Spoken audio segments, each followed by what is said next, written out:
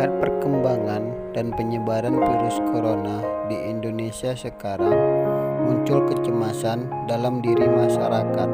Sebagaimana kita mengetahui, kecemasan merupakan suatu keadaan khawatir yang mengeluhkan bahwa sesuatu yang buruk akan segera terjadi.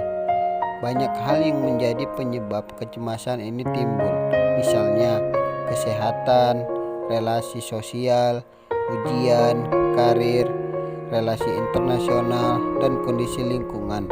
Hakikatnya, kecemasan, ketakutan, dan kepanikan ini merupakan sepenggal cobaan yang Allah berikan kepada hamba-Nya, sebagaimana firman Allah dalam Quran Surah Al-Baqarah ayat 155 sebagai berikut, dan artinya, dan sungguh akan kami berikan cobaan kepadamu dengan sedikit ketakutan, kelaparan, kekurangan harta, jiwa, dan buah-buahan, dan berikanlah berita gembira kepada orang-orang yang sabar. Quran Surah Al-Baqarah ayat 155. Dari ayat di atas, kita dapat mengetahui bahwa kadar kecemasan setiap orang berbeda-beda.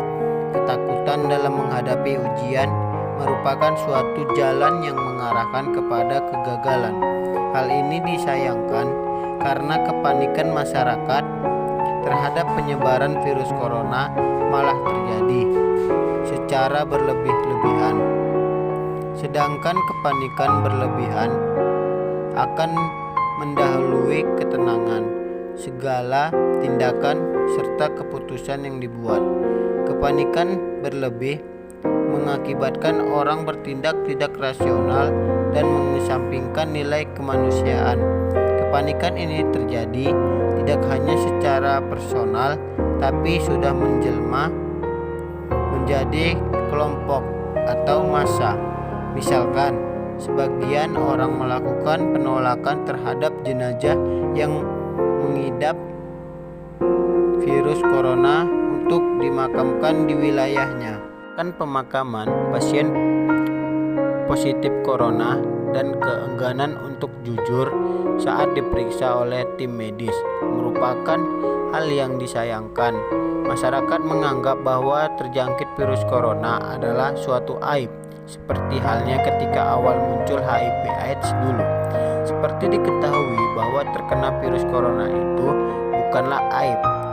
Sejatinya pasien tersebut hanya sebagai korban dari adanya virus corona. Jadi sementara masyarakat mengedukasi diri dan mengendalikan kepanikan yang berlebihan dalam dirinya. Kepanikan sosial atau social panic seharusnya diinternalisir agar masyarakat tetap bersama-sama waspada dengan cara yang lebih elegan dan manusiawi. Ibnu Sina berkata, kepanikan adalah separuh penyakit, ketenangan adalah separuh obat, dan kesabaran adalah langkah awal kesembuhan. Kepanikan berlebihan ketika menghadapi virus corona akan berdampak buruk pada kesehatan diri. Hasil penelitian menunjukkan bahwa hampir 95% penyakit yang diderita berasal dari pikiran negatif, emosi negatif, yang salah satunya adalah kepanikan yang berlebihan.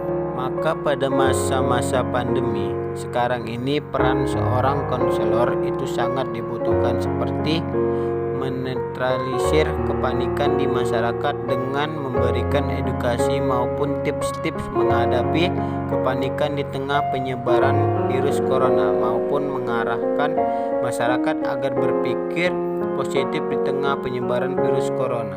Kemudian mengarahkan masyarakat agar berpikir positif di tengah penyebaran virus.